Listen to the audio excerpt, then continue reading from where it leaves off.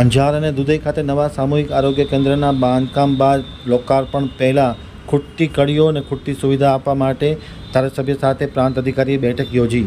Gandhidham આમતક news બ્યુરોનો એક વિસ્તૃત અહેવાલ. સબ ડિસ્ટ્રિક્ટ હોસ્પિટલ અંજાર તથા સામૂહિક આરોગ્ય કેન્દ્ર દુધઈની રોગ કલ્યાણ સમિતિની બેઠક યોજવામાં આવી હતી, જેમાં IAS ઓફિસર સુનિલ, પ્રાંત અધિકારી અંજારના અધ્યક્ષસ્થાને યોજવામાં આવી હતી, જેમાં ધારાસભ્ય ત્રિકમભાઈ છાંગા, અંજાર નગરપાલિકાના પ્રમુખ